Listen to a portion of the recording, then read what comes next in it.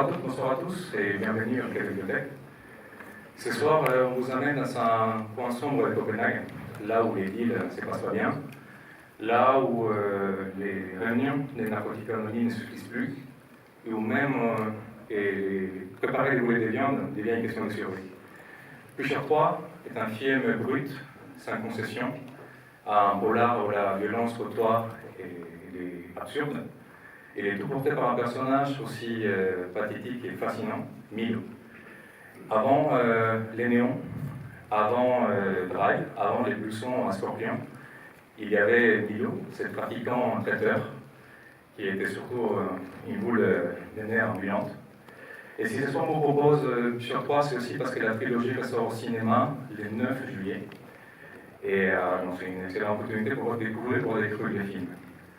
Et maintenant, je demande d'accueillir chaleureusement les auteurs de ces chaos hypnotiques, M. Nicolas Linen, s'il vous plaît.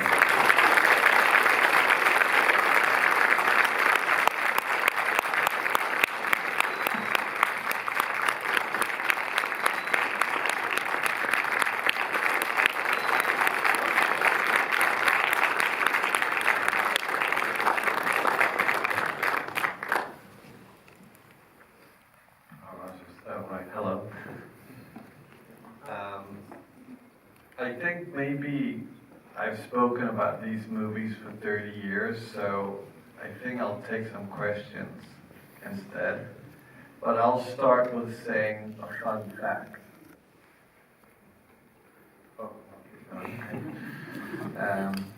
All the cocaine in the movie is real. Bonjour à tous. Alors ça fait 30 ans que je parle à propos de ces films, donc je préférerais prendre quelques questions à la place. Mais avant ça, je vous donne un fun fact, toute la cocaïne que vous verrez à l'écran est réelle. Donc voilà. Any questions?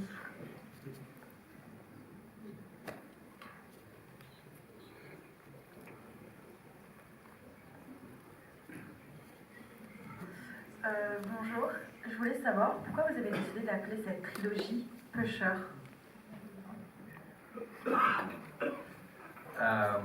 Well, I made one, and then I later on went 2 and 3, and then it became a trilogy. Mais pourquoi l'avoir appelé Pusher exactement? Quelle est la signification du titre? Well, it's a very American word that in the 90s was incredibly popular all over Europe. I'm sure it's called something now that's different. But back then, Pusher was a very kind of, it was something that was very captivating for a lot of young people about, especially American culture. Merci. À la base, j'ai juste fait un premier film, puis un deuxième, puis un troisième. Donc, mais oui, si vous posez la question du sens du titre, c'était un terme américain qui était très populaire dans les années 90 et qui s'est répandu en Europe. Je suis sûre qu'aujourd'hui, il y aura un mot différent, alors ça veut dire dealer, mais voilà, donc à l'époque, il y avait une espèce d'aura autour de ce terme, et c'est pour ça que j'ai choisi de l'appeler comme ça, et c'était très lié aux États-Unis, la connotation que ça avait là-bas. Hi. J'ai lu qu'il était censé avoir un 4e film basé sur le personnage de Mohamed. Est-ce que c'était vrai?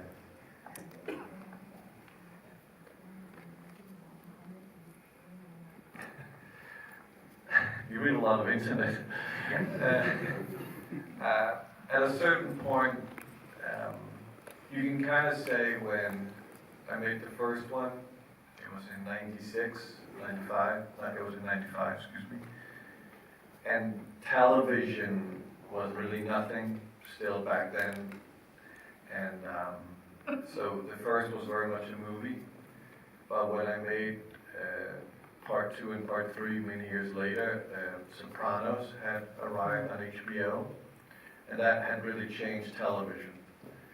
And so you can say that at one point I had so many ideas and material and characters that I could create multiple storylines.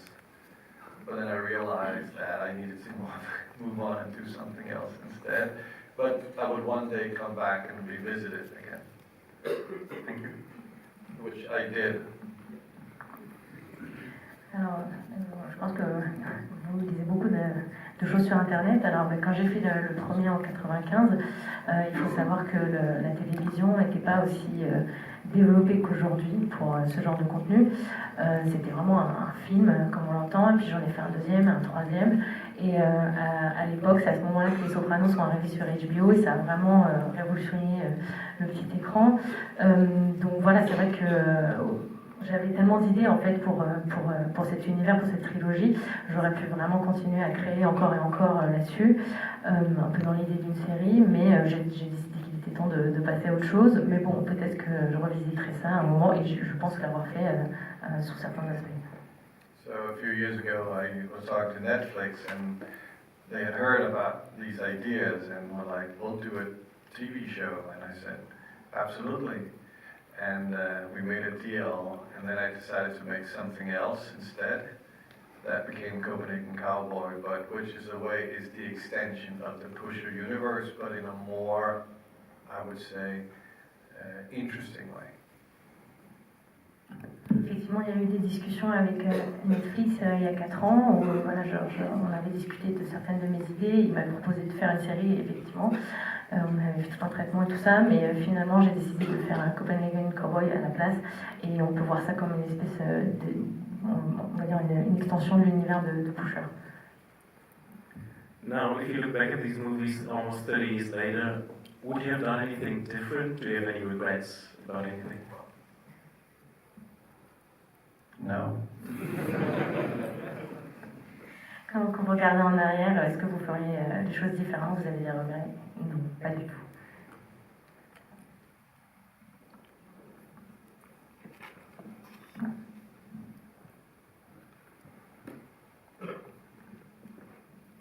Hi, Nicolas. I was wondering what was the most challenging scene to shoot in the whole Pusher trilogy, and how did you overcome it? I think the most challenging was probably when I made the first movie, because I had never made a film. I hadn't ever even written a script. I didn't even know what it looked like. I'm from an industry family of film, so obviously I've been around film sets, but I was very lucky when I was 24, and then I got, some money from the Danish government to make a movie that I had nothing to show for. My CV was a blank piece of paper, and I was very lucky. And so I think the first one, because I didn't really know how to make a film, but then I had the arrogance of youth, which helped me. I think maybe when you're dealing with a couple of gangsters who have done too much cocaine and they start fighting for real, and you have to take the scene a few times, that was a bit challenging. Alors, je vais travailler la question d'abord. C'était quoi pour vous, parmi toute la trilogie, la scène la plus difficile à tourner, et comment vous avez dépassé cet éventuel obstacle? Alors je dirais que le plus difficile, c'était effectivement de faire ce premier film, parce que j'avais jamais fait de film avant, j'avais jamais écrit un scénario, un script. Je viens d'une famille qui travaillait dans le cinéma, donc je savais un petit peu comment ça se passait sur les tournages, etc. Et à 24 ans, j'ai eu la chance d'avoir de l'argent du gouvernement danois pour faire un film, mais il n'y avait rien sur mon CV, je ne pouvais pas vraiment, j'avais rien sur quoi me baser une expérience préalable, donc j'ai eu beaucoup de chance. Et donc je pense que ce premier film, c'était très compliqué pour moi, mais j'ai fait avec l'arrogance de la jeunesse. Mais voilà, pour répondre à la question, je pense que certaines scènes où il faut tourner avec des véritables gangsters qui ont l'habitude de prendre de la cocaïne et ça, et qui se mettent à vraiment se battre à l'écran, et il faut refaire la scène encore, c'était ça peut-être le plus difficile. When I made the first one, I had this idea of wanting to capture authenticity, that everything had to be real.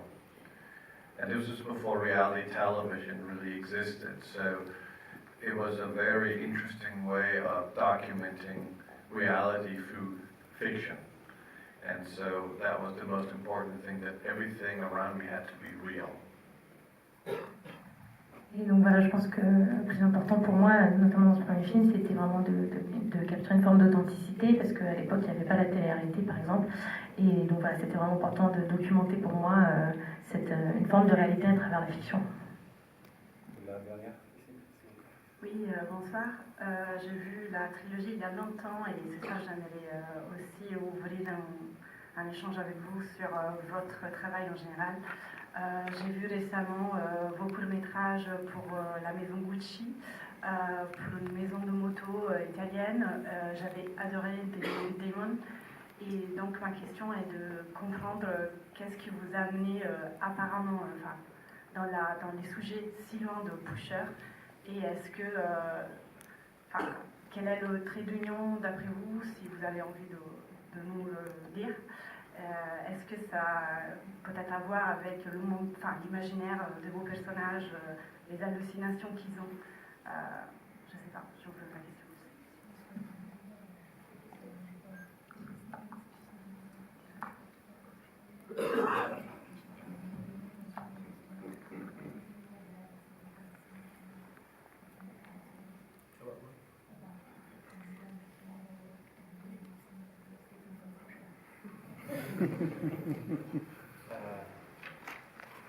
I don't know how to answer that.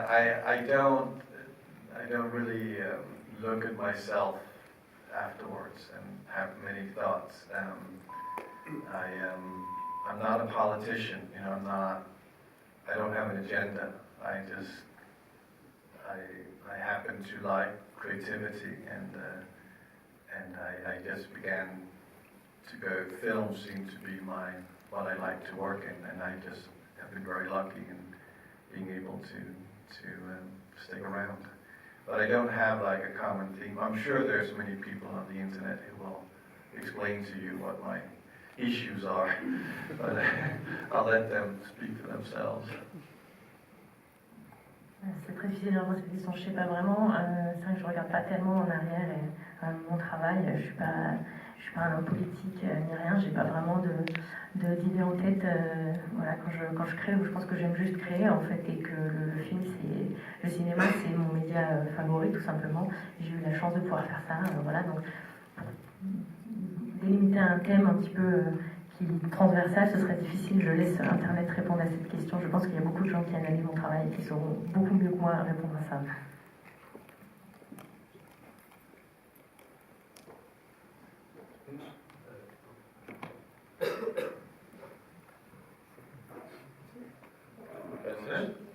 Oh wow. I love French people. J'adore les Français, c'était très court. Merci beaucoup. Well, I hope you enjoy.